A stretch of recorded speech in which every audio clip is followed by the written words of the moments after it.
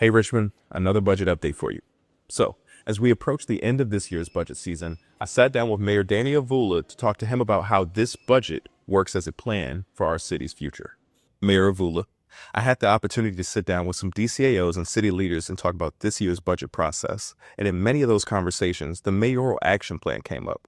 It's been a few months since you launched that, so how would you say that document shaped this year's budget shaping process compared to last year?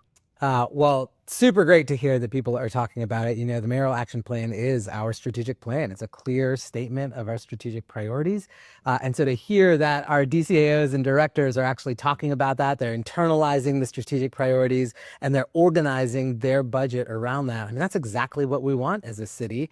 And I think having that clarity did help this budget process, right? Like when directors are thinking about how do we align with the outcomes that our community is asking for, that we're driving, it makes the process of saying, okay, we need to put resources, put time, and put energy into these priorities. It makes that so much easier.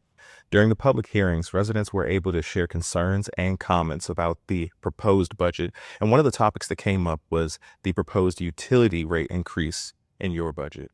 Could you explain to us what that looks like and what it means for the Richmond residents? Yeah, listen, increases at any time are hard to do, but particularly at a time when people are really struggling, right? Affordability is one of the biggest concerns, and increasingly people are really struggling with housing costs and all the other things that they need to meet month to month.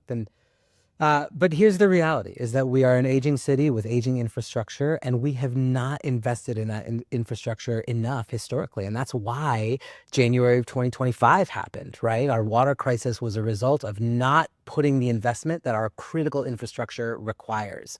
So what we have proposed is a 5.9% increase in utilities, and that includes the totality of gas, water, wastewater, and stormwater. And so for the average consumer, that means about an $11 a month increase in utilities. Again, I know it's difficult, but it's also the investment that our systems need if we're going to be able to continue to sustain the growth that our city is experiencing. And we'd love to know what excites you the most about this year's budget.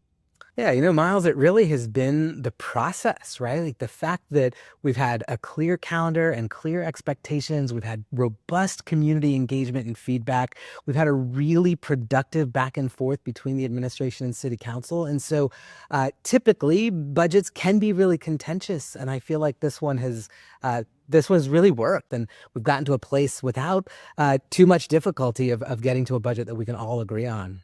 Well, thank you for taking a few minutes to sit down with us and talk about this process. I'm sure a lot of people have gotten a lot of insights from this. So thank you again. Anytime, Miles. So what's next? The final public hearing on the budget will take place Monday, May the 11th, in the City Council chambers at 6 p.m. Council will vote to adopt the budget by May 29th. Details to these meetings in the caption.